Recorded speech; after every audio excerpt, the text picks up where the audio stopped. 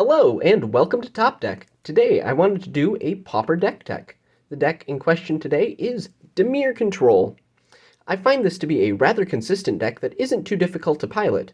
And since Modern Horizons 3 is going to shake things up, I think consistent, dependable decks will have an edge, at least for a little while. The total cost of the deck comes to a little more than $90, but I will go into some ways to nearly cut that in half. So let's get into the deck, shall we?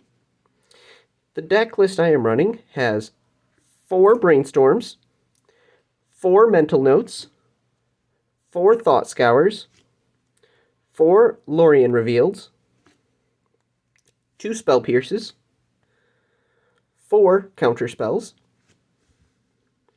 1 Agony Warp, 2 Cast Downs, 4 Snuff Out,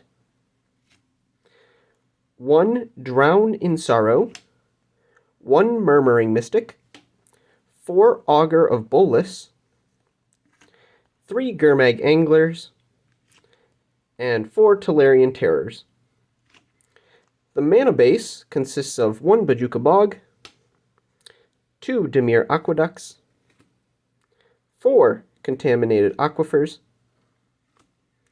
2 Swamps, and 9 islands. So let's get into the sideboard, shall we? For the sideboard for this deck, I have another Drown in Sorrow to handle aggressive decks, 2 Unexpected Fangs so I don't die to burn, 4 Hydroblasts to handle red decks. Can you tell burn is popular in the meta? Can you tell? Can you tell yet? 2 Nihil Spell Bombs to deal with any graveyard decks, 2 Dispels to handle any decks that might be running problematic instants, Chainer's Edict as an additional piece of removal, Thorn of the Black Rose for those grindier matchups where you need to draw extra cards, and 2 Annuls to handle Affinity.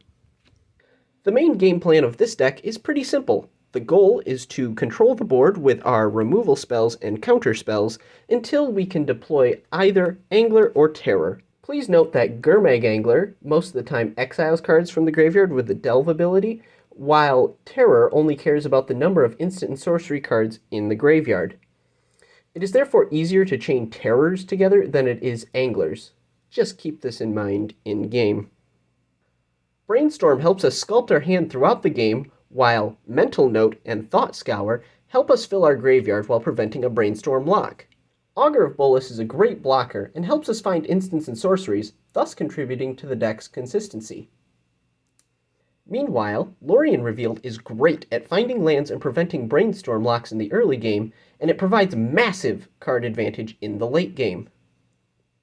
So as I said at the beginning, the cost of this deck was about $90. I think we can reduce that, though, by making some changes to the deck. The biggest one would be exchanging these Snuff Outs for more Cast Downs and Chainer's Edicts. Snuff Out runs about $30 for a playset, and that is a substantial fraction of 90.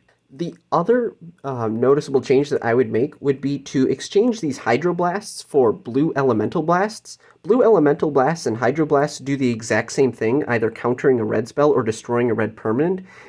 It's just that Hydroblasts, a playset, will run you about $10. Meanwhile, it will cost you only like $1 or $2 for a playset of Blue Elemental Blasts.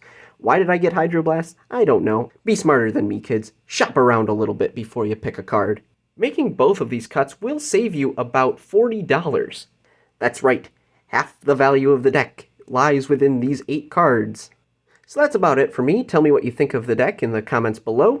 And if you like this content, make sure to like and subscribe. And also, because I like to shout out other creators on this channel, check out MTG Deckmasters. They have a lot of Pauper deck techs on their channel, so if you like this one, I really encourage you to check them out. I'll leave a link to them in the video description. Alright, so that's about it for me. Have a great day, everyone. See you around.